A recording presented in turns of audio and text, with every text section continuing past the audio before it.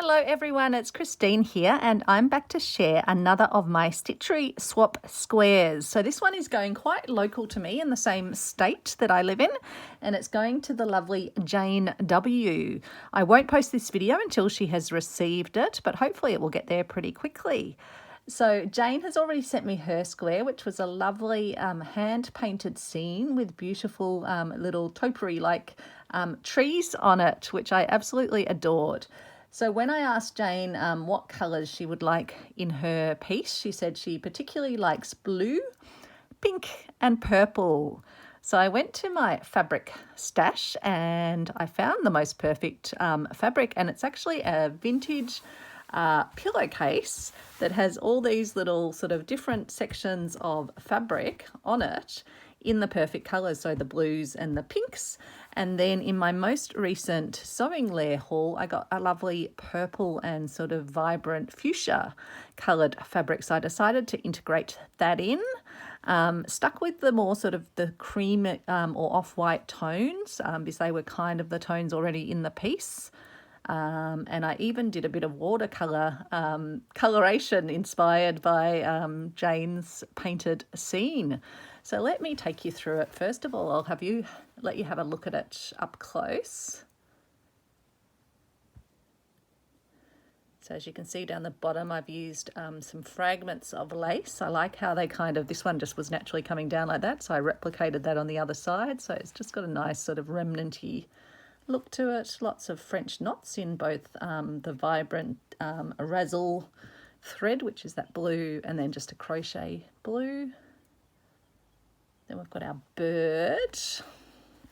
And so the bird, I've used a grey variegated razzle thread and a blue variegated razzle thread as well over the top of it to give highlights.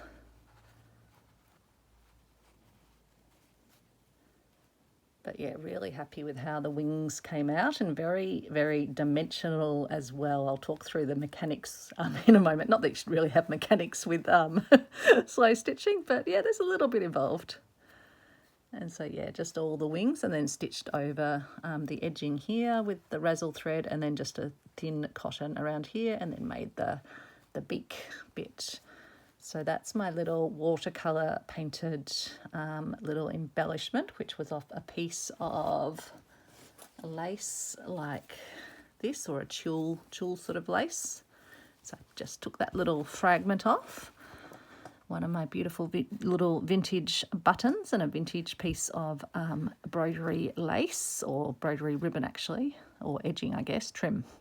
And then I used my Appleton's wool, which I already had out because I was working around the rose detail, and I used that to sort of stitch through the middle of the flower and also just stitch these little pieces on, but otherwise it's kind of only stitched down in the centre to hold it down. And I used the Appleton wool on the little button as well. So I sewed all of this piece first before sewing it down and putting the embellishments on. So I did all the bird embroidery before it was sewn down. So let's have a look. So as you can see, it's actually forming a really lovely little pocket there. And the pocket holds some special goodies for Jane. So we'll take them out one by one.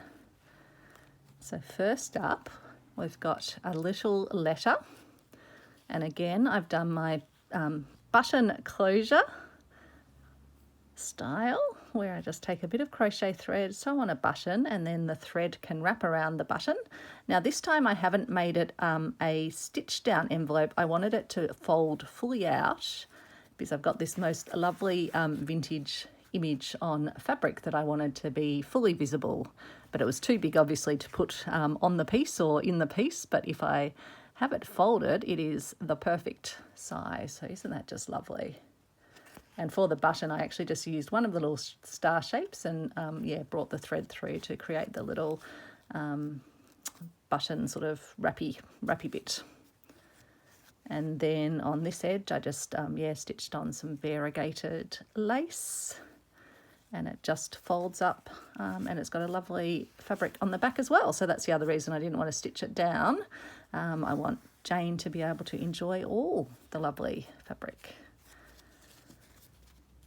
And so all I did was just did a little running stitch to hold it together at the edges, and it's folded under here, so it's not a raw edge on this side, which should help it just, yeah, not to fray or anything. So that one then just does up as easily as that. And I'll be able to put just a little paper note in there as well for Jane, which I'll do before I send it off. Then the second thing to come out of here is one of my hexie flowers made with the fabrics from this vintage pillowcase. So beautiful, soft. And then I've just backed that with a piece of interfacing and then put my little French laundry labels on the back saying Love CO. A little vintage button there, a little bit of lace. So that way, if Jane did want to keep these separate from the piece, if she wanted something flatter, she could happily sort of, yeah, stitch the bird down if she wanted to. But otherwise, it's going to be a lovely, lovely little pocket.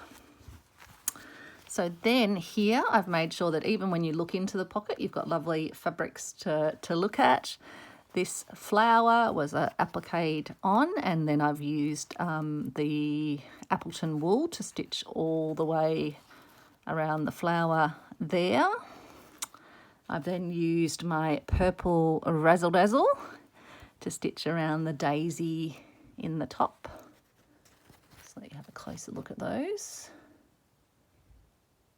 So just using my version of backstitch, done some seed stitching across here in the razzle purple thread.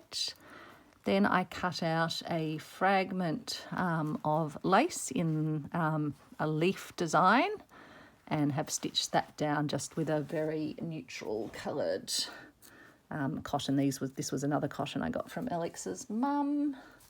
Just love having all these cottons to use. As people have commented, I'm never going to have to buy another basic cotton again.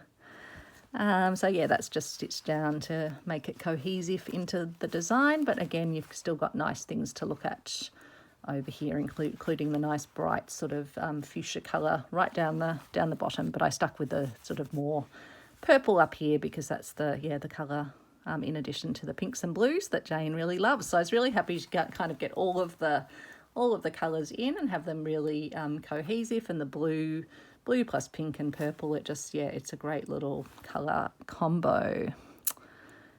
So I think that's the main elements, a little knot for the eye. And then, yeah, I've done stitching all the way around to hold everything down. So you can probably see some of that stitching, although some of it's quite fine. That's the Appleton wool. That's the little French knots down here. I did some of the knots with the crochet wool before I actually sewed it down, and then I did the further knots with the razzle after I'd stitched it down, just to kind of anchor that edge even better. So I love, that it is dimensional. I love that it's a pocket. I actually really want to make one of these for myself, which I guess I could happily do because I've got another bird, and I think I've got another one of these pillowcases as well. But yeah, just showing you the things you pick up at op shops can be incredibly useful for fabric. I've barely made a dent in this pillowcase. I've still got so much fabric over here as well. That is just, yeah, you can get a really pretty piece. And then this is an op shop one, so it's all reclaimed vintage fabrics, vintage ribbon, vintage lace. Only the razzle threads are the only new element really in the threads. Even the Appleton wools are vintage. So that is the little piece. So it can really be arranged any way you want. I think, how did I have it before like that? It's quite nice, I think. And I just love how it's like the bird is kind of holding it in her wingspan. But I just love the luminosity of the bird. It's a lot of fun. And I like how this is almost a watercolour painted bird. That's why I didn't want to put stitching all over the body of it, because that's, how Jane had done her piece with beautiful, I think, Inktense pencils in that case. So I hope you enjoyed having a little look at this Stitchery swap square. Thank you again, Annie Claxton from Arty Farty Annie, for organising or getting us all kicked off in organising our swaps. Yeah, it's just been such a joyful experience. I'm still having such a ball creating all of them. So thanks for watching. I hope you're having a great day or a great evening, and I'll speak to you soon. Bye.